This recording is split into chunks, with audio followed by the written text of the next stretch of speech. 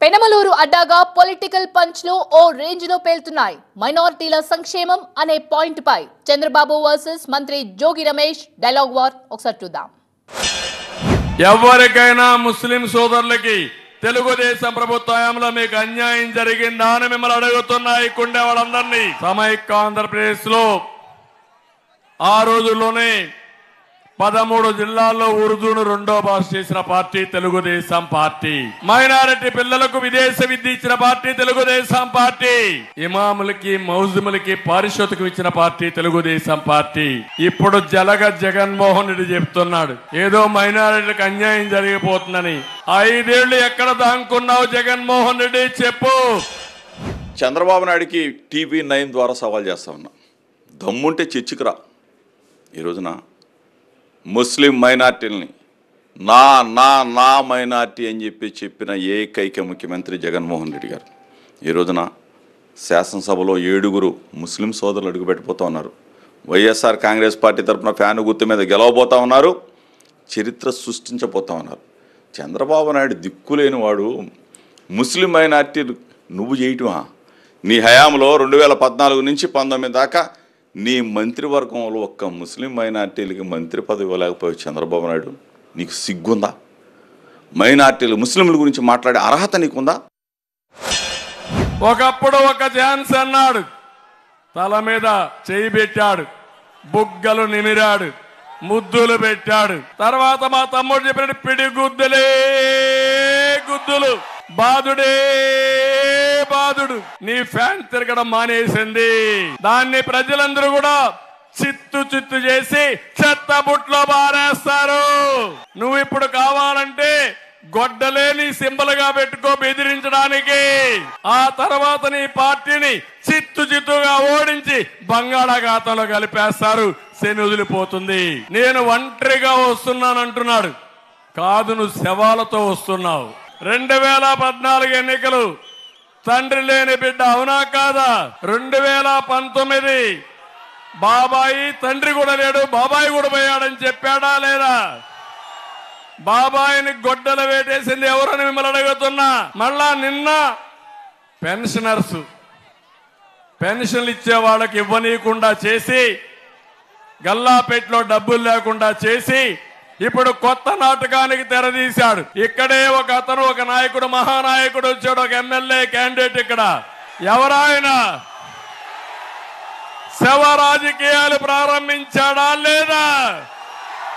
చూపిస్తా నీ తడాక ఏంటో, నీ శవ రాజకీయాలు ఏంటో, ఏం చేయబోతున్నావో. ఉరికితించే రోజు దగ్గరలో వస్తుంది. ఏం చేయాలనో పెనమలూరు ప్రజానీకం తిరుగు తపాల్లో పంపించండి అని మీ అందరికీ విజ్ఞప్తి చేస్తున్నా. రోగికి మెడిసిన్ బోడే ప్రసాద్, తెలుగుదేశానికి కంచు కోట పెనమలూరు. నేను గెలుపు ఆశించడం లేదు, ఇక్కడ గెలవడానికి రాలా. ఎంత మెజారిటీ ఇస్తారని అడగడానికి వచ్చాను. నేను ఎన్నికలైనాక సమీక్ష చేస్తా. ఇప్పుడు చెప్పిన మాట గుర్తుపెట్టుకుంటా. ఒక్కరు మీ ఓటు గాని రోగికేస్తే మీ కథ వల్ల నాకైతే అర్థం కాదు. నేను ఇక్కడ ఉంటానా, చంద్రబాబు నాయుడు పారిపోయి హైదరాబాద్లో ఉంటాడనేది స్పష్టంగా ప్రజలు తీర్పునివ్వబోతూ ఉన్నారు.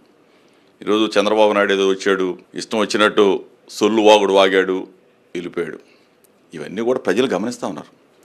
విలువలు లేనివాడు, విశ్వసనీయత లేనివాడు ఎవడైనా ఉన్నాడు అంటే రాజకీయాల్లో ఈ చంద్రబాబు నాయుడే. క్యారెక్టర్లెస్. అసలు ఏ పార్టీతో పొత్తు పెట్టుకుంటాడో తెలియదు, ఏ పార్టీతో కాపురం చేస్తాడో తెలియదు, ఏ పార్టీకి విడాకులు ఇస్తాడో తెలియదు, ఏ పార్టీతో కలిసి పోటీ చేస్తాడో తెలియదు. కలిసి పోటీ చేసిన తర్వాత ఆ కలిసి ఉండడం వల్లనే ఎట్లా వెన్నుపోటు పొడుస్తాడో బ్లడ్ కూడా రాకుండానే పొడిచేస్తాడు.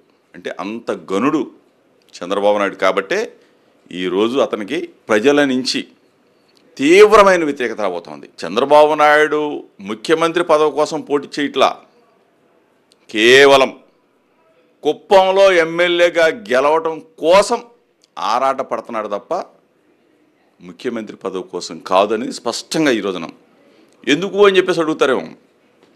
కుప్పంలో 3 రోజుల పాటు గడప గడప తిరిగాడు. కుప్పంలో అభివృద్ధి చేసినోడైతే, కుప్పం ప్రజలకి మంచినీళ్ళు ఇచ్చినోడైతే చంద్రబాబు నాయుడు ఎందుకు గడప గడపగా తిరిగి ఓట్లాడుకుంటాడు?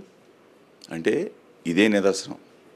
ఈరోజు చంద్రబాబు నాయుడు కుప్పంలోనే ఓడిపోబోతున్నాడు కాబట్టి ఇక్కడికి వచ్చి పెనమలూరులో నా మీద ఏదో సొల్లు వాగుడు ఆగాడు, ఏదో రాసిచ్చారు, అది చదివాడు, పోయాడు. ఈరోజు ఏ సర్వేలు చూసుకున్నా రాష్ట్రంలో జగన్మోహన్ రెడ్డి గారికి ఎదురులేదు, పెనమలూరులో జోగి రమేష్కి ఎదురులేదని చెప్పేసి అన్ని సర్వేలు కూడా స్పష్టంగా చెప్తా ఉంటే చంద్రబాబు నాయుడు సొల్లు మాటలు ఎవడంటాడు? వాళ్ళు ఆల్రెడీ పెనమలూరు ప్రజలు నన్ను వాళ్ళ గుండెల్లో పెట్టుకున్నారు. వాళ్ళ సొంత అన్నగా, తమ్ముడిగా, వాళ్ళ బిడ్డగా ఆశీర్వదిస్తూ ఉన్నారు. ఎన్నికలు జరగబోతా ఉన్నాయి, ఫలితాలు చూస్తారు కదా. ఈ రోజున పెనమలూరు ప్రజలకి ప్రతి ఒక్కరికి చెప్పాను, నా మాట నమ్మారు. 24/7 సర్వీస్ చేస్తానని చెప్పా.